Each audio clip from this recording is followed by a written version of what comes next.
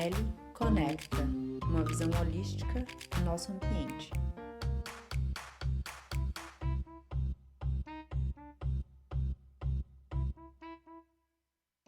Olá a todos os ouvintes do Meli Conecta, sejam muito bem-vindos. Esse episódio está bastante especial, pois nele vamos trazer o centro da Meli para a conversa.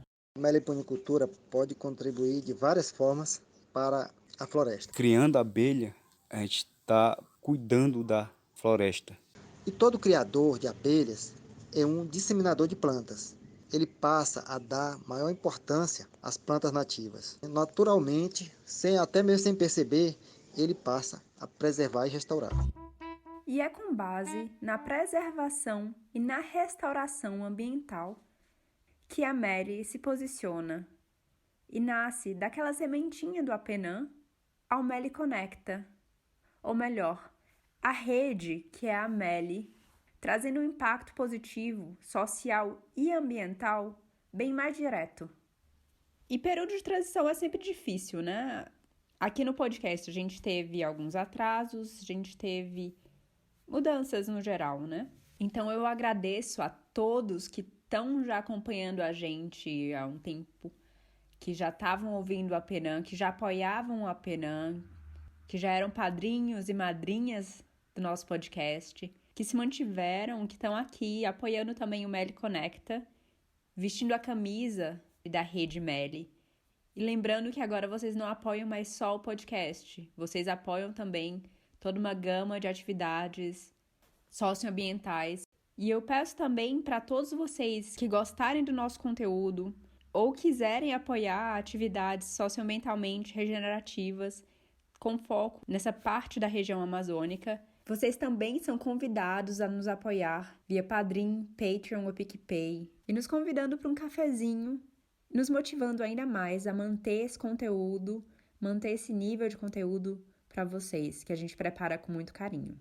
E sejam muito bem-vindos a acompanhar a Meli, a acompanhar o podcast, a produção de conteúdo e de conhecer mais os meliponicultores que estão aqui com a gente. Então eu deixo também o chamado para nos divulgar nas redes sociais. Nós estamos no Instagram, no Facebook e no Twitter. Twitter que é o nosso queridinho há muito tempo, né? A gente está bem ativo lá. Mas agora a gente também está não só no perfil do podcast, o perfil do podcast sempre vai ser só em português, mas a gente está no perfil da Meli, da Rede Meli em si, né? Que é Meli Bees, que a gente posta em português, inglês e alemão. Eu vou deixar todos os links aqui. Eu espero que vocês gostem e curtam e compartilhem com seus amigos. E se vocês quiserem conhecer ainda mais da Meli, da Rede Meli, dá uma olhada no nosso site www.meli-bees, então meli-bees.org. Lá você encontra mais sobre a gente, onde a gente atua, os nossos projetos, o que a gente tem desenvolvido, quem que nós somos, quem que nos apoia, enfim. Agora, voltando aqui ao episódio, hoje eu vou apresentar algumas pessoas-chave nesse processo de mudança que estamos passando. Algumas pessoas que me motivam na construção da Rede Meli e estão desenvolvendo um trabalho fantástico, há várias décadas já. Sou Osias Carvalho da Silva, sou professor de Biologia da Rede Estadual do Maranhão e sou apicultor e meliponicultor desde os anos 90. Moro no assentamento Califórnia, Açailândia, Maranhão. Olá pessoal, eu sou Vando Cruz, sou piauiense, filho de agricultor familiar, fiz colégio agrícola, fiz o concurso para o Tocantins, onde estou desde 1994 trabalhando como extensionista rural, prestando serviço de assistência técnica e extensão rural aos agricultores familiares aqui da região de Araguaína e também muitas vezes do estado. E nos últimos 15 anos eu me dediquei às abelhas sem ferrão, que já era uma paixão, mas não tinha oportunidade, e estamos incentivando essa prática, essa atividade com muita alegria aqui na nossa região. Meu nome é Rafaela Castro Lima, sou professora da Universidade Federal Rural da Amazônia, no campus de Parauapebas, no Pará. Meu nome é Jefferson Oliveira, sou biólogo e junto com meu pai a gente toca o Meliponário Só Matinha em Paraupebas, Pará. Eu me chamo Thalita Barredo, sou estudante do 9º período de Agronomia na Universidade Federal Rural da Amazônia, campus Paraupebas. Sou Jonas Guajajara, nasci na aldeia Marajá, hoje moro aqui na aldeia Barreirinha, terra indígena Araribóia, no Maranhão, e eu quero contar um pouco a minha história. Como vocês talvez já tenham percebido, hoje nós vamos trazer várias perspectivas sobre a meliponicultura, a criação de abelhas nativas, aquelas conhecidas por serem sem ferrão. E para isso, nós vamos conversar diretamente com alguns dos meliponicultores membros da Rede Meli. Nosso trabalho começa numa região que me é bem especial, entre o sudeste do Pará, oeste do Maranhão e norte do Tocantins. Essa região, ali no Bico do Papagaio, foi a entrada de várias atividades insustentáveis que invadiram a região amazônica e está bem no meio do arco do desmatamento. Mas nós estamos nos juntando para iniciar nessa mesma região o arco da regeneração, trazendo práticas sustentáveis da única forma que uma atividade regenerativa pode acontecer, com base popular, pois é a comunidade local que viu de perto as mudanças ambientais do lugar e tem as melhores respostas para controlar essa crise. E com isso, eu quis começar essa conversa, perguntando o que os motivou a entrar no mundo das abelhas nativas. O que me motivou foram as próprias abelhas, por ser tão fascinante estudar elas, pelo trabalho que elas realizam. Uma coisa que eu valorizo muito é a polinização, que elas são as nossas principais polinizadoras. Ana, eu já era apaixonado pelas abelhas, desde quando eu vi o primeiro vídeo no Colégio Agrícola sobre apicultura. Mas eu sempre tive medo da ferroada e não tive a oportunidade de dominar a técnica para perder o medo. E o que motivou foi a primeira reportagem sobre meliponicultura que eu vi no Globo Rural, onde era sobre a abelha jandaíra. O Globo Rural foi lá na casa do Ezequiel de Macedo, no Rio Grande do Norte, Jardim do Seridó, e mostrou as caixas, mostrou o sistema, mostrou que ele vendia mais enxames do que mel. Os compradores dele eram tudo com U, né? Aí o repórter perguntou, mas por quê? Porque é a Universidade de Viçosa, é USP, Universidade do Piauí, Universidade do Pará. Então, eu vi daí que era possível e comecei a pesquisar na minha região. E logo depois também, outra reportagem do Globo Rural com o doutor Davi Aidar sobre a mandaçaia, que também ele criava na cidade, na residência dele, as filhas dele jogando ping-pong lá na área e ele mexendo com as abelhas e fez divisões e tudo aquilo me motivou cada vez mais a buscar também fazer aquilo, principalmente porque eu já era extensionista, já trabalhava levando conhecimento aos agricultores. E daí eu comecei a pesquisar e descobri, né, que tinha as abelhas na minha região que faziam parte da cultura. Por exemplo, aqui em Araguaína tem o setor Tiúba, tem a Rua Jataí e tem essas abelhas, né? As nossas são Jataí, Tiúba, Marmelada, Uruçu Preto, Uruçu Amarelo, Moça Branca, Tubi, Beijuí. São as abelhas que fazem parte da nossa região, né? E esse é um ótimo ponto para a gente começar a conversa. As abelhas são animais apaixonantes. Elas fazem parte tanto da nossa cultura quanto do nosso ambiente e são fundamentais devido aos serviços ecossistêmicos que elas prestam. E por isso elas têm atraído bastante a atenção dos pesquisadores. Mas elas também têm uma base cultural, uma base lá na agricultura familiar. A principal motivação para exercer a atividade de meliponicultura foi a possibilidade de estar efetuando uma atividade que é bem completa, na minha opinião, pois ela envolve questões históricas, questões ecológicas, questões culturais e relações familiares no âmbito da agricultura familiar. O meu interesse maior surgiu quando eu morei no estado do Amazonas e trabalhei com algumas comunidades ribeirinhas no Baixo Rio Negro e pude observar de perto essa relação da meliponicultura com as comunidades. e isso me fez ter mais interesse pela atividade. O que me motivou a trabalhar com abelhas nativas foi, ao chegar na Amazônia, e identificar o potencial produtivo dessas abelhas e verificar também que elas são pouco utilizadas frente à potencialidade que ela tem como complemento de renda familiar, principalmente dentro da agricultura familiar. Agora, falando sobre uma atividade tão completa, como o Jefferson citou, é bom a gente lembrar também um outro aspecto dessa completude. A meliponicultura faz frente às atividades insustentáveis na nossa região. Ela é uma opção sustentável, inclusive regenerativa, para que a agricultura familiar possa proteger e regenerar a nossa floresta. Como a gente se preocupa, né, com as queimadas, com tudo que afeta, né, os animais, né, de pequeno porte, como as caças, os insetos, como as abelhas, né, e outros tipos de animais que vivem na mata, que sofrem com as queimadas, né. Então, isso fez com que eu, né, trabalhasse na área da meliponicultura, porque a gente criando abelha se preocupa em preservá-los, né, sim. A gente tem essa vontade, né, de fazer mudas, né, produzir mudas, não tocar fogo na mata, reflorestar uma área degradada, né, replantar uma nascente, né, que está em risco, né, de ser extinto.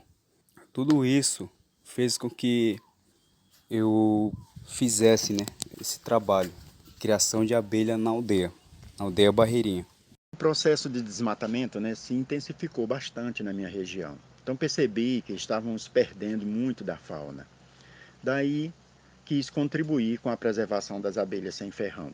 E isso me motivou a iniciar esse processo, né? Na realidade, né, como eu não tinha conhecimento nem técnico, nem experiência em ver criadores de abelha, porque na realidade eu não tinha visto nenhum meliponário na minha vida ainda. Eu fui juntando e iniciei, né, o meliponário no fundo do quintal, juntando alguns touros de madeira com abelhas que eu retirei de uma área que seria queimada, né? Então, para salvar as abelhas, eu sabia que a área ia ser desmatada, já estava desmatada, derrubada, e tinha umas árvores com algumas abelhas. Eu cortei um tronco, levei para lá e ficou por algum tempo apenas guardando essas abelhas. Depois eu comecei a fazer umas caixas cabocla, mais para frente eu aderi à caixa ímpar e passei a adquirir touros de madeira com abelhas provenientes de áreas de carvoeiras. Eu propunha aos carvoeiros a negociação com a tora de madeira, que para eles era mais lucro vender uma tora com uma colmeia do que fazer um pouco de carvão. Então, dessa forma, eu fui adquirindo e ampliando o meliponário, né? A motivação do Jonas e do Osias me toca muitíssimo. Ela nos coloca em frente à realidade local, a realidade da entrada de atividades insustentáveis nessa região. A mudança do uso da terra levaram também às mudanças do microclima da nossa região, e essas mudanças estão intimamente ligadas às mudanças climáticas do mundo inteiro. E a meliponicultura fez frente a isso. Por isso que a gente está aqui, para fortalecer o trabalho das comunidades de proteção e regeneração da floresta, que já vem acontecendo. E em seguida eu busquei conhecer sobre o início desse trabalho, que começou há décadas dentro das comunidades. O Osias falou como ele, professor de biologia, já sabia da importância das abelhas e salvou as colmeias, frente ao desmatamento da sua região. Vamos conhecer também outros exemplos? A próxima fala é de outra pessoa muito especial, o Vandro. Ele fez colégio agrícola no Piauí e é extensionista rural no Tocantins. E sabe contar a história como ninguém. Eu fui convidado a fazer uma palestra aqui numa cidade perto de Araguaína, Ananás, sobre olericultura. E um colega falou sobre apicultura e o outro já era um iniciante na meliponicultura. E ele fez uma palestra sobre meliponicultura. E nesse tempo eu já tinha gravado as duas reportagens que eu citei no áudio anterior. Então, eu foi que levei as fitas. Ele foi falar, levou uma caixa, falou das abelhas, preparou o material, mas não tinha o vídeo, né? Não tinha vídeo. E naquela época eu gravei em videocassete. Aí nós exibimos lá a reportagem, as 2 reportagens, durante a palestra dele, que eram 3 apresentações. Ele fazia uma, eu fazia parte de horta, o outro falava da apicultura e ele da meliponicultura. E como ele levou as caixas sem abelha para apresentar, no final a gente fez um ciclo de palestra, foi em várias escolas. Eu perguntei, rapaz, Tadeu, tu não me dá uma caixa dessa não, de presente aí, em retribuição, eu ter colaborado pelo sucesso da sua palestra, trouxe os 2 vídeos de qualidade aí. Aí ele me deu a caixa. Eu fiquei uns 4 anos com essa caixa, dentro de outra caixa de papel lá em casa. E até que um dia, trabalhando no Rural Teams, fui visitar uma lavoura de melancia e lá descobri que o produtor tinha umas caixinhas de jataí. Aí ele abriu, fiquei encantado com aquilo. Aí eu lembrei da caixa. Perguntei, seu Manel, o senhor não me bota uma abelha se eu trouxer a caixa? Você bota uma abelha dessa para mim? Aí ele bota. E eu levei a caixa, ele fez lá uma divisão, o chão estava forte, era no município de Nova Olinda, e eu voltava, quinzenalmente eu fazia visita na lavoura dele lá. E quando voltei, a abelha estava na caixa, eu levei para casa. Aí nessa época já tínhamos internet, né? Então eu comecei já tinha pouco material, não tinha vídeo no YouTube como tem hoje, mas tinha textos, materiais, e aí eu comecei a pesquisar e praticar, e daí descobri que tinha outras abelhas na região, né? Tinha tiúba, que tinha urso amarelo, que tinha urso preto, e comecei a fazer parceria com os agricultores. A gente fazia os resgates e eu fazia as caixas e sempre eu levava 2, né? Quando dava para fazer 2, aí eu dividia, ficava com um e dava uma para aquele agricultor, já incentivando ele a criar também. Como eu falei antes, né? Hoje a minha família, né? Moramos aqui na aldeia Barreirinha, próxima à cidade de Arame, né? E só um rio, né? Separa a aldeia da cidade. E os nossos pais trouxeram nós aqui mais perto da cidade porque facilita mais o estudo, né? Foi aí que eles me colocaram numa escola, né? Uma escola pública, num bairro aqui próximo, onde eu fiz e concluí meu ensino fundamental, né? E o ensino médio no curso, né? Do IFMA, Instituto Federal do Maranhão. Lá eu fiz curso de agroecologia. Como os meus pais sempre gostam, né, de plantar e fazer mudas, né, mudas de caju, manga, jaca, coco, né. E quando ele ouviu falar que ia ter esse curso, né, para cá, para o Arame, ele apresentou nós, né, como alunos, escreveu nós. Na época era 30 e pouco alunos, né, indígenas, e apenas 4 da Araribóia concluíram, né, esse curso, onde a gente aprendeu várias coisas, né, tipo criação de abelhas, que foi uma das áreas que eu gostei mais, né, criação de galinha, né, avicultura, piscicultura, suinocultura, horticultura, né? Tudo isso. Então, Ana, eu comecei a trabalhar com abelhas assim que eu entrei na graduação, né? Eu queria estar envolvida em algo, em algum projeto, e aí surgiu a oportunidade de participar desse projeto que estava iniciando, que era o projeto com abelhas, né? Na época ainda não existia o nome, mas depois virou GEAPMEL, que é o grupo de estudo em apicultura e meliponicultura na Amazônia Oriental.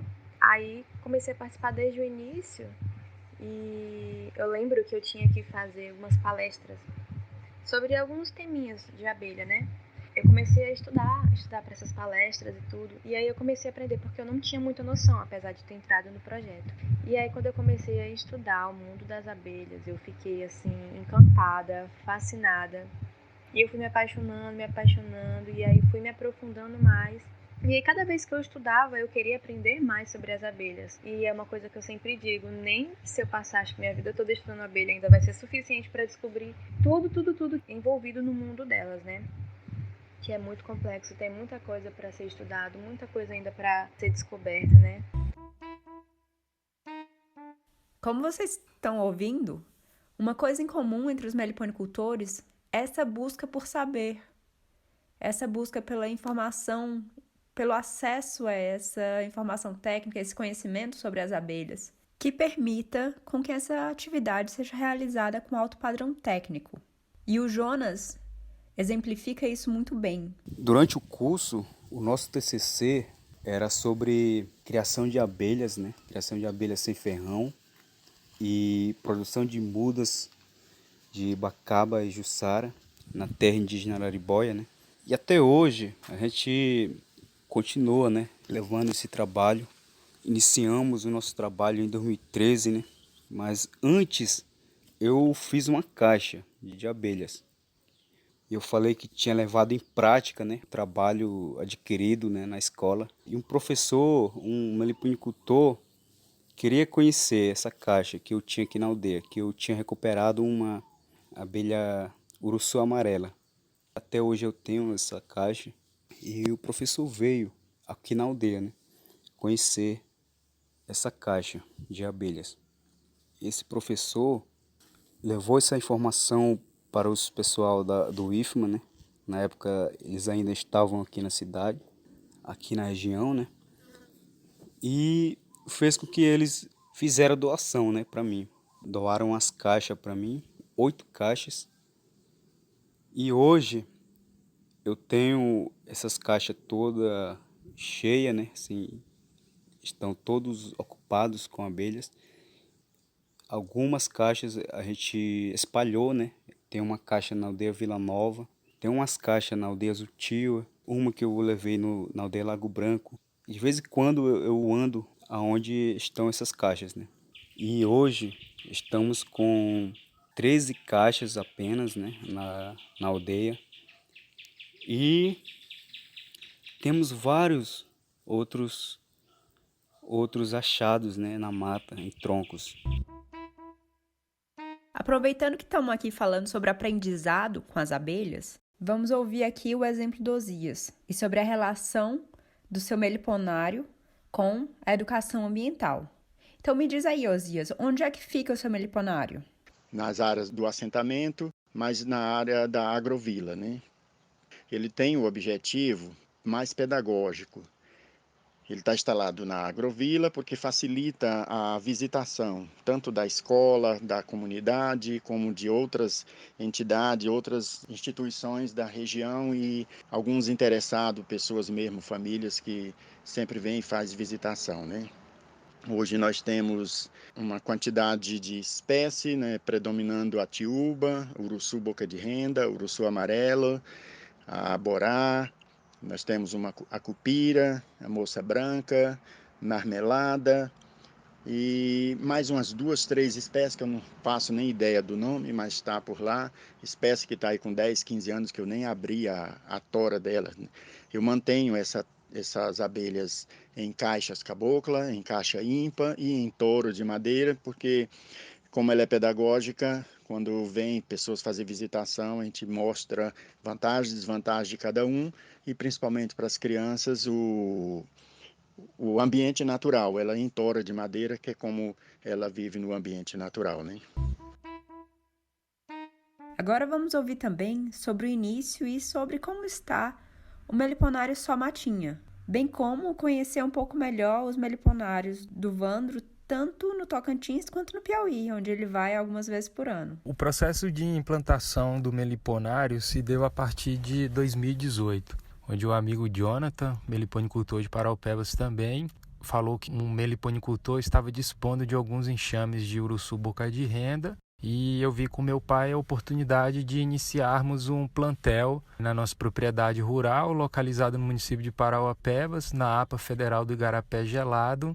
E desde então nós demos início na chácara Só Matinha ao meliponário Só Matinha.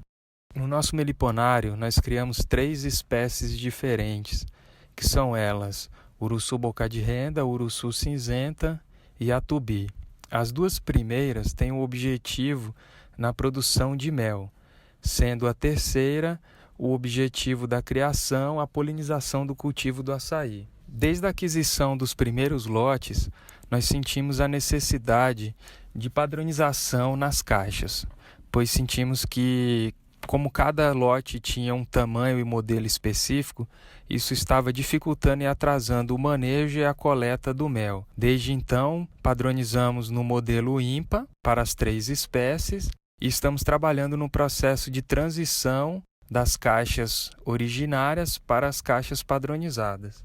O meliponário está localizado em uma região que faz limite com a Floresta Nacional dos Carajás, tendo sua matriz composta por áreas de mata nativa, mata secundária, áreas de APP, cultivo do açaí e pasto em regeneração. Como eu sou piauiense, estou aqui no Tocantins porque sou concursado, mas nasci no Piauí, minha família toda é de lá.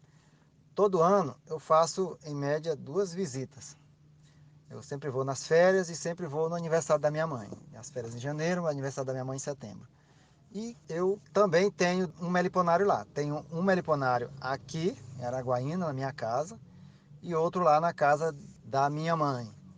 Aqui eu crio as espécies tiúba, uruçu amarelo, uruçu preto, marmelada, jataí e moça branca. Eu tenho na minha casa aproximadamente 50 caixas. Fica em um corredor de 10 metros de comprimento. E nesse corredor eu fiz toda a proteção para que elas não peguem chuva e nem sol. E eu fiz 3 prateleiras onde eu crio essa espécie. Agora, recentemente, no final do ano passado, eu comprei um lote ligado à minha casa onde eu pretendo ampliar o meu meliponário. E lá no Piauí eu tenho principalmente a uruçu amarela, tiúba, marmelada e tubi. Lá nós chamamos de canudo, né? Nós chamamos de tubi. E lá tem uma florada excelente. Lá elas não são tão bem cuidadas quanto a daqui, mas toda vez que eu vou lá eu faço divisões, eu colho mel. Então é fantástico. É uma ideia de quando aposentar, ter essa atividade econômica, né? A criação de abelha lá no Piauí. E claro, é importante lembrar que nem tudo são flores e que nesse caminho tem vários desafios. Vamos ouvir um pouquinho mais sobre eles? Hoje nós temos ainda vários desafios. O desafio do meliponário ou da meliponicultura na região são muitos. Nós temos numa região que não tem tradição. Então eu hoje posso destacar alguns desses problemas, né? Desses desafios, né? Que seria a falta de estudo regional, falta de divulgação e de tecnologia, né? Nós precisamos ter melhoramento genético, alimentação na entre-safra, boas práticas de manejo, e também a questão do apoio financeiro, legalização da criação dos meliponários, entre outros desafios, né? Precisamos desenvolver, mas aos poucos vamos lá. O que falta o recurso, né, para a gente continuar o nosso trabalho. Por ter acontecido algumas coisas aqui na Araribóia também, né? Aconteceram mortes, né? Assim, os guardiões perderam suas vidas, né? Protegendo. Mas isso não fez com que a gente parasse, né? A gente continuou aqui na aldeia, né? Próximo à cidade de Arame. A mata tem mais daqui para uns 3 quilômetros da aldeia, né? Mais perto é só capoeira, mas ainda tem árvores que são altas, né? Que resistiram, né? E essas dão flores, dão flor, né? Dão frutos, ajudam bastante o nosso meliponário, mas não como era antes, né? Em alguns lugares se recuperando. Tem árvore que está com 7 anos, 9 anos, né? Então ela está se recuperando aos poucos. E por este motivo a gente tem deixado apenas 3 caixas aqui na Barreirinha, ter levado outras caixas para outras aldeias. Apesar de um número cada vez maior de pessoas criando ou querendo criar as abelhas sem ferrão, ainda temos muitos desafios. O primeiro desafio é contribuir para evitar as perdas de enxame. A gente escuta muito relato que nos entristecem. Por exemplo, trouxe um tronco, pendurei aqui e ela foi embora. Botei na caixa, mas ela foi embora. Então, esses relatos nos entristecem porque, na verdade, o meliponicultor, o agricultor, por melhor das intenções que ele tivesse, ele não deu as condições. Essas abelhas sem ferrão, a rainha não voa. Então, ela não vai embora. Na verdade, quando foi embora, nos entristece porque aquele enxame perdeu. Foi a extinção, né? Morreu. Temos problemas aqui no meu estado, né, Tocantins, com o calor. Então, é um desafio, como conviver com o calor. E muitos deixam a abelha pegar sol, e essa é a nossa tecla que a gente bate todo dia, né? A pessoa pensa que botou na sombra, mas botou topada no telhado. Aí perde o enxame. E também o excesso de chuva. No nosso período chuvoso, aqui chove bastante, então o respingo na caixa de madeira também é fatal. Convencer as pessoas também a alimentar as abelhas. Muitos acham que é uma coisa extrativista, só deixou lá e pegar o mel. E alimentar, eu estou falando de xarope, estou falando também de plantar espécies de potencial melífero. E também convencer as pessoas a não plantar as espécies tóxicas, como o NIM, que é uma realidade aqui, que tem nos dado muita dor de cabeça para quem está criando na cidade. Temos perdido enxames de tubi, de jataí, porque elas são muito trabalhadeiras e tem muito ninho e poucas espécies melíferas.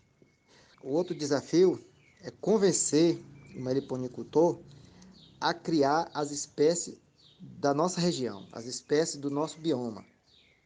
Porque você traz a espécie de fora e às vezes só traz um enxame, às vezes só traz dois, e vai dar problema. Você tem um sucesso, né, no começo, mas depois você vai ter problema. Você vai estar contribuindo para a morte dessa abelha, por melhor que seja a sua intenção. Então, as pessoas que querem criar abelhas só por colecionar, é um desafio. Convencer esses colecionadores a colecionar as espécies do cerrado. Mas há uma tendência, estou falando do cerrado porque eu estou no cerrado, né, do seu bioma. Há uma tendência da pessoa querer aquela espécie de fora. Eu mesmo, no começo, era apaixonado por mandaçaia, era apaixonado, a menina dos meus olhos era a urussu nordestina. Mas com a evolução a gente viu que, né, que assim como elas realmente são encantadoras, as nossas também não deixam a desejar.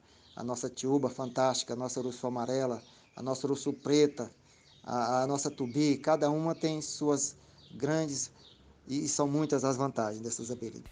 No meu entendimento, os principais desafios para a meliponicultura são na legislação, que atualmente nós não possuímos em âmbito legal um regramento jurídico que nos permita desenvolver com clareza toda a atividade da meliponicultura. A exemplo do que ocorre na apicultura, onde você tem um regramento para o manejo, para o aproveitamento dos subprodutos das abelhas. Então é muito importante que seja construído a âmbito federal e nos estados e municípios a legislação que possa contemplar os meliponicultores. Em seguida, eu vejo como outro desafio a questão do fomento à atividade. A meliponicultura é uma atividade secular, praticada pelos povos originários. Tem um grande potencial de valoração dos seus produtos através dessa origem, dessa cultura, de sua biodiversidade. Então, eu acho que é importante que os órgãos de fomento vejam isso como uma questão a ser usada a favor da meliponicultura, que consiga transferir um conhecimento para que os meliponicultores, associações e essas regiões consigam desenvolver uma atividade que tem um grande potencial social e econômico. E por fim, talvez mais importante do que os desafios anteriores, é a conservação e manutenção dos ecossistemas naturais nas regiões onde os meliponários estão inseridos. As abelhas desenvolvem um papel fundamental na manutenção dos serviços ecossistêmicos, da paisagem natural. Então, a meliponicultura acaba que dependendo desses ambientes saudáveis e também prestam um importante serviço na manutenção desses locais, né? Então, esse é um desafio e que sempre vai andar junto com a meliponicultura. Fazendo um resumo da fala dos meliponicultores e até reafirmando um pouquinho o que já foi dito, lembrando também de situações extremas em que a falta de apoio à comunidade ou realmente o enfrentamento das atividades insustentáveis entrando contra a comunidade pode chegar a um extremo de mortes, como o exemplo dos guardiões. E a meliponicultura entraria aí como uma opção de atividade sustentável num ambiente tão complexo. E claro, não é uma resposta única, mas pode fortalecer a comunidade e fazer parte de uma gama de respostas para que esse fortalecimento tenha realmente sucesso. A gente viu que os principais desafios relacionados à meliponicultura são o conhecimento sobre as abelhas e o apoio à atividade, uma legislação clara para o desenvolvimento da meliponicultura e a manutenção do bioma local, tendo foco nas espécies nativas. Para entender também a importância da mata nativa, é bom lembrar que as espécies exóticas abrem portas para a entrada de uns desafios bem preocupantes, como o NIM tem feito e tem causado a morte de muitas colmeias pelo Brasil. Um desafio que o Vandro citou por aqui. E é por isso que a Meli entende a necessidade de uma visão holística, porque a gente não pode se dar o direito de focar apenas nas abelhas. Elas nunca estão sozinhas. Elas precisam de toda uma estrutura para conseguir funcionar. Essa estrutura vem do seu ambiente natural, da flora nativa, que é cheia de árvores cujos polinizadores primários são essas abelhas maravilhosas. E como o Jefferson já começou a falar, a gente vai agora continuar ouvindo os meliponicultores sobre como a meliponicultura contribui na superação desses desafios e na proteção da floresta. A meliponicultura pode contribuir de várias formas para a floresta. Um meliponário bem estruturado, bem cuidado, ele solta vários enxames todos os anos na natureza, mesmo que o meliponicultor não faça a multiplicação dos enxames. Se as colmeias estão bem fortes, bem cuidadas, em local apropriado e tem uma florada adequada, esses enxames naturalmente soltam vários enxames, ou seja, cada enxame solta em média 1 a 2 enxames por ano na natureza. E todo criador de abelhas é um disseminador de plantas. Ele passa a dar maior importância às plantas nativas. Naturalmente, até mesmo sem perceber, ele passa a preservar e restaurar a floresta. A visita das abelhas aumenta a produtividade das plantas e a qualidade dos frutos. Temos o caso do açaí. Quando um açaizal ele passa a ser visitado pelas abelhas, principalmente as uruçu amarelas, segundo relatos da Embrapa, ele pode aumentar em 30% a produção. Ou seja, vai aumentar a produção, vai aumentar a qualidade, o peso dos frutos, a quantidade de fruto e o peso, com isso a qualidade. Se aumenta a quantidade de fruto na natureza, como tem os animais, os disseminadores de semente, acaba que as abelhas indiretamente contribuem para o maior número de árvores. Ou seja, resumindo de tudo isso que eu falei, as palavras mais importantes são: a meliponicultura contribui para preservar e restaurar a floresta. A meliponicultura, as abelhas sem ferrão, são muito importantes na geração de emprego, renda, contribui com a renda familiar das famílias envolvidas. Na realidade, o que eu considero mais importante, inclusive, é a parte ambiental, porque as abelhas sem ferrão contribuem significativamente com o processo de polinização. Então, com esse processo de polinização, a ampliação do reflorestamento, isso é importante, do reflorestamento. Isso vai estimulando os meliponicultores a controle de fogo, a propagação de espécies de interesse, mesmo que seja espécie regional, plantas, mas com interesse da meliponicultura, e isso vão fazendo enriquecimento de vegetação secundária. Então, eu acho muito importante para as florestas, porque depende todo esse processo de polinização e preservação da floresta, e as abelhas são, sem dúvida, um excelente aliado nesse processo. Então, ela é uma atividade que ela não traz nenhum tipo de prejuízo para a floresta. Na verdade, ela agrega, né? Então, são abelhas já adaptadas para a região, dentro dos valores de umidade e temperatura que as florestas apresentam, de forma que a produtividade delas é excelente dentro da floresta. Então, ela contribui de forma significativa, tanto no quesito de produção de alimentos, quanto nos serviços sociais relacionados à polinização, por exemplo. Quando a gente começou a trabalhar com isso, a gente levou essa informação, aproveitou algumas reuniões, dando palestras para os parentes, e eles gostaram muito, porque criando abelha, a gente está cuidando da floresta. A gente se preocupa, a gente tem esse cuidado, né? Tipo, as pessoas que fazem as roças, né? A gente tem essa preocupação de não tocar fogo ou fazer acero, né? Ao redor da roça. Tudo isso a gente levou, essas informações, né? Para os parentes. E os parentes gostaram muito. Os parentes, eles têm esse conhecimento, né, essa vontade. Muitos me procuraram como que a gente criava a abelha, né? Aí eu sempre explicava para eles que precisa juntar eles, né? A gente precisa juntar todos os parentes interessados, porque muitos conhecem, né, as abelhas nativas. Conhecem a abelha tiúba, uruçu, mas só que por outro nome, né? Por outro nome na língua guajajara. A abelha tiúba, eles chamam de rairiti, né? Uruçu amarela, né? Eles chamam de rautiputá. Uruçu boca de renda, que é uruçu preta, né? Rairputá pirru, né? Então, existem mais vários outros tipos de abelhas que até eu mesmo não conheço, né? Somente os caçadores indígenas que conhecem essas abelhas. Então, eles têm esse conhecimento sobre essas abelhas, para que serve, né?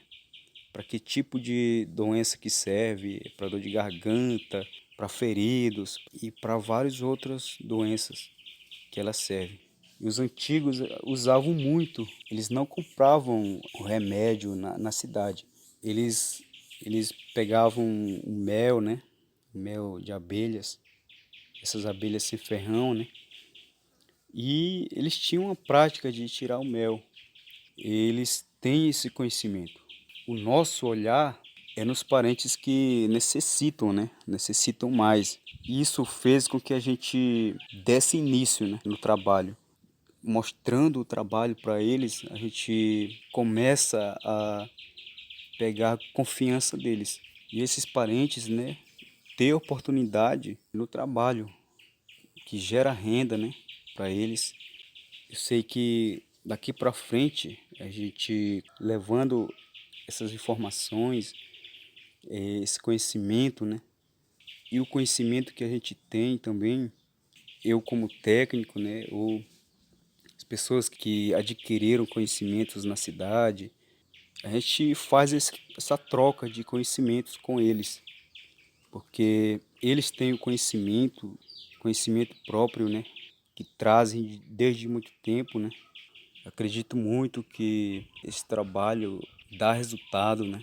Aqui na Araribóia dá para a gente trabalhar nisso. A gente pôde ouvir como a meliponicultura impacta positivamente na floresta. E com a fala do Jonas, a gente também percebeu como ela restaura não apenas o meio ambiente, mas ela também tem um impacto positivo nas tradições culturais, com essa troca de conhecimento para a qual a atividade abre portas. E ele deixou bem claro que acredita que na sua terra indígena é possível sim trabalhar com essa atividade. Eu levantei a mesma pergunta para outros meliponicultores da região. Eu vejo com otimismo o potencial de crescimento, de evolução da meliponicultura na nossa região. Otimismo pelas condições naturais. Nós temos duas estações bem definidas, uma estação seca e outra estação chuvosa. Não temos a seca que tem no Nordeste, não temos a geada que tem no Sul, que isso traz muito frio que prejudica as abelhas. Temos uma diversidade de plantas do Cerrado e plantas da Amazônia, porque estamos na transição Cerrado-Amazônia.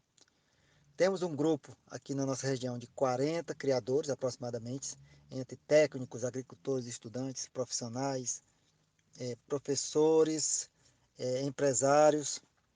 Esses criadores não estão isolados, estão sempre conectados, multiplicando enxames, trocando enxames, compartilhando sementes e propágulos de plantas de potencial melífero. Dá para perceber que a meliponicultura está evoluindo. O processo, às vezes, é lento, porque quando você pensa que está tudo certo, está tudo indo bem, tem que dar um passo atrás. Ainda encontra pessoas que perderam enxames porque a caixa pegou sol, perderam enxames porque a caixa respingou água da chuva, porque cometeu erros primários. Mas o grupo está unido, não só os técnicos orientam, como até um criador mais experiente passa informação para o outro, e isso a gente tem percebido que está dando certo. Quanto ao processo de crescimento da meliponicultura na região, eu vejo assim, né? Embora ainda tímida, mas hoje a gente já tem uma certa divulgação, nós temos uma divulgação nas áreas rural, tanto rural quanto na urbana, que já vem facilitando bastante, bem mais do que há uns 30 anos, quando eu fiz as primeiras capturas, né? Então hoje a gente já tem esse processo de crescimento, é bem promissor, né? Porque já houve maior divulgação, e isso vem facilitando, até porque os produtos, um aquecimento na venda dos produtos das abelhas e na venda de enxame, mesmo de enxame, né? Então a gente tem alguma procura, na realidade nós temos poucos meliponicultores, então é bem promissora. Por outro lado, a gente vê também que a perspectiva de crescimento, porque muitos chacareiros têm procurado a gente com o interesse de conhecer a atividade e com a visão de preservação e de produção, mesmo que seja a visão de produção. O que mais tem impedido, que esse é um grande elo no desafio, é a aquisição de matrizes, né? Então, se a gente tivesse uma forma de ampliar a matriz, fosse mais em conta, o custo, essas coisas, a meliponicultura teria um grande avanço. Vejo, com relação ao potencial crescimento da meliponicultura na região, um potencial ainda subutilizado, mas com grandes possibilidades de crescimento, cada vez mais quando nós falamos de sustentabilidade, quando nós falamos de alimentação saudável. Então, a criação de abelhas, nesse contexto, a meliponicultura, ela está completamente inserida na complementação de renda do pequeno produtor, né? A gente vê potencialidade crescente nessa atividade. Minha visão em relação ao potencial crescimento da meliponicultura na região sudeste do Pará, onde nós estamos inseridos, é a mais otimista possível. Em pouco tempo de meliponicultura, eu já pude observar o engajamento de diversos atores, sejam públicos, sejam privados, seja o pequeno meliponicultor, a sociedade civil, se movimentando para fomentar cada vez mais essa atividade na região sudeste do Pará. Eu estou bem feliz com os resultados até o momento, com as parcerias e com novos meliponicultores que a gente vem conhecendo, e espero que em pouco tempo a gente possa estar colhendo os frutos. E agora, já entrando no finalzinho desse episódio, que foi um episódio realmente para mim muito especial, eu resolvi fazer alguns extras. Perguntei para a professora Rafaela algo que a encanta na meliponicultura. E tem uma coisa que me encanta na meliponicultura, né? É o ato das abelhas de servir, né? Elas nos servem como alimento, e elas são responsáveis pelo crescimento e produção dos alimentos de um modo geral, tendo em vista esse trabalho importantíssimo como polinizadoras que elas fazem. É uma atividade que sempre agrega, né? O entendimento que a abelha tem na forma como se trabalha em sociedade, o respeito que as abelhas têm entre si com relação a disputa por alimento, né, uma disputa de respeito entre elas. Ao mesmo tempo que nós consumimos os seus produtos, nós conseguimos aprender muito com esse trabalho em comunidade que as abelhas fazem. Ah, mas as abelhas são realmente muito apaixonantes, né? E é lindo ver a paixão em quem trabalha com elas. O Osias também falou algo que o encanta e me encanta imensamente. Eu me admiro muito e me dá alta satisfação em ver a surpresa e a satisfação dos visitantes quando fazem degustação. Faça todo o processo de apresentação das abelhas, movimento, vida e tudo mais. No fim ou durante o período da visita a gente faz a degustação. Lógico que é com seringa, não é no canudinho, né? Não aprovo a metodologia de degustação pelo canudo. A satisfação que principalmente criança e adolescente têm em provar os diferentes méis, né? A surpresa, isso me dá grande satisfação e eu considero como uma ação bem positiva, porque a partir desse momento a gente vê que é como se a gente estivesse selando o conhecimento que eles adquiriram, né? Eles viram, tocaram e sentiram o gosto do mel. Então, vai ser muito mais difícil deles esquecerem. E alguns dos nossos meliponicultores foram pessoas que, alguns anos atrás, fizeram visita e provaram o mel. E alguns depoimentos a gente fala que dizem que o sabor do mel continua na mente até hoje, né? Educação ambiental é realmente uma maravilha, né? É compartilhar com o próximo uma sabedoria fundamental para a sobrevivência de toda a nossa espécie. Para terminar esse app, o Vandro está compartilhando um pouco da sua sabedoria e nos falando sobre algumas espécies de plantas que as abelhas adoram. Vamos lá ouvir as dicas do Vandro? Quero aproveitar a oportunidade para falar de duas plantas especiais para as abelhas. Todas têm sua importância, mas vou falar primeiro da erva doce para a abelha jataí.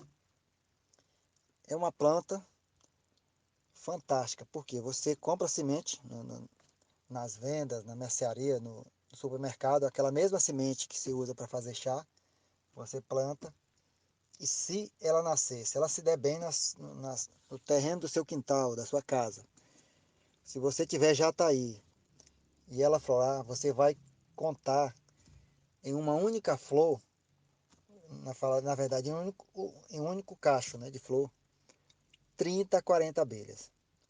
É incrível como a jataí gosta dessa planta. E ela tem uma vida até um período razoável. Ela chega a viver um pé de erva doce 6 meses. Se ela se der bem no local, se for irrigado, se for cuidado, ela dá um galho, seca, produz flores, seca, mas brota e vem outro e vem outro. E tem um relato aqui que na casa da minha sogra nasceu um pé de erva doce e fica perto aqui da minha casa. Ela também tem uma jataí na parede do lado do fundo da casa dela. E esse pé de erva doce começou a florir. Eu sempre visitava lá, ficava olhando, né? E eu sabia, tinha visto alguma coisa, mas nunca tinha plantado erva doce. E as abelhas visitando, pelo que deu para ver, elas coletam néctar e pólen. E ao final, quando eu estava lá com 5 meses, um enxame de jataí fez uma morada do lado, no baldrame da casa, né? Do lado do pé de erva doce. Ou seja, o outro enxame cresceu tanto, fortaleceu tanto que ela enxameou. E eu quero falar também da cachamorra. Cachamorra é uma planta nativa do Cerrado. Muita gente não dá valor para ela, mas no Nordeste ela é muito usada no madeiramento de casa, né, na parte de teto. Não é boa para fazer cerca, porque ela não tem muita resistência ao cupim. Mas a florada da cachamorra, que se você pesquisar na internet é carvoeiro, é fantástica. Ela dá um pólen de cor laranja, da cor da polpa de buriti, e é doce. E as abelhas adoram. As abelhas, quando tem a cachamorra, não vai em outra planta. A abelha tubi, então, e ela é visitada por todas, né? A tiúba também faz um mel da flor da cachamorra, um mel delicioso e uma cor bem amarelo. Lembra aquele suco de pacotinho de abacaxi? A cor do mel, né? Da tiúba, quando é na florada da cachamorra. Um mel de um sabor delicioso. E uma planta nativa, fácil de propagar no cerrado. E eu não valorizava tanto ela, né? Até criar abelha, até que vi o potencial. Teve um amigo aqui do Tocantins, um criador, que tinha lá uma tubi, e aí eu falei, ó, nessa época já tem pólen de cachamorra. E ele nem valorizava tanto, né? Me perguntou por quê, qual a importância da abelha tubi. Eu falei que produz uma própolis de qualidade, que produz em média em torno de 7 quilos de pólen por ano. E se for o pólen da cachamorra, é fantástico, porque esse pólen ele fica doce, mesmo sendo coletado agora pelas abelhas, até janeiro você abre um enxame e o pólen ainda está doce. E por coincidência, né, lá uma abelha caiu 2 dias depois que eu falei isso para ele, e ele foi lá fazer o resgate e coletou o pólen. Foi incrível a reação dele, né? Nunca tinha experimentado na vila aquele pólen, né? Aí eu confirmei que era pólen de cachamorra, ele experimentou, mas achou fantástico. Assim, foi amor à primeira vista. Então, era isso. Eu recomendo, se alguém não experimentou o pólen da cachamorra, agora aqui no Tocantins, ela já está produzindo. Em outras regiões, por exemplo, vai subindo lá no Piauí, é mais para frente. Daqui para frente começa a florada da cachamorra. Mas quem tiver a oportunidade de experimentar o pólen, na época que tem a florada da cachamorra, você vai ver lá os potes de cor laranja, e se for doce, pode ter certeza que é da cachamorra. Eu recomendo, vocês vão adorar. E por hoje é isso, gente. Eu deixo meu agradecimento muito especial a todos os meliponicultores que estiveram aqui compartilhando a sabedoria deles conosco, porque eu sei que essa sabedoria que vai salvar a nossa espécie. É dessa forma que a gente realmente consegue superar esse momento de crise climática, crise global e crise por estarmos nos distanciando das nossas raízes. Esse agradecimento vai para o Osias, para o Vandro, para a Rafaela, para o Jefferson, para a Thalita e para o Jonas. Muito obrigada a todos vocês. Fico muito feliz da Rede Meli poder contar com pessoas tão maravilhosas como vocês.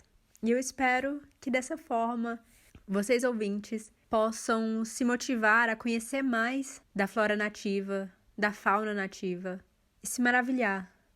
Porque é esse processo de aprendizagem que a gente está todo mundo vivendo no momento. Aprendizagem numa vivência de algo diferente, de algo novo, de uma pandemia global, de uma situação nova, de uma forma de vida nova, uma forma de vida com menos impacto ambiental, mas não só isso, uma forma de vida que realmente haja regenerando o meio ambiente. E essa regeneração só é possível se for impacto social e ambiental de mãos dadas. E um abraço a todos vocês. Eu prometo que não vou demorar tanto nos próximos episódios. E eu espero que vocês gostem e fiquem com a gente, divulguem a gente e apoiem a gente. Vai ter mais e mais novidades em breve. Enfim, eu deixo aqui meu abraço a todos e até breve. Muito obrigada pela atenção até agora. Que bom que vocês ficaram aqui até o final. Eu espero que vocês tenham gostado. E eu queria também agradecer muito ao Ícaro Uter e à Vitória Cruz por cuidarem da nossa arte. Nos acompanhem agora pelo site meli-bis.org e acompanhem também nas redes sociais. Estamos no Twitter, Facebook e Instagram. Além de, claro, estarmos lá no nosso grupo maravilhoso do Telegram. Estamos também agora no Padrim, Patreon e PicPay. Você pode colaborar com a gente por lá. E você também pode colaborar falando para algum amigo conferir nosso trabalho. Vai ser de uma ajuda enorme para a gente aumentar ainda mais essa roda de conversa. E até a próxima. Um abraço.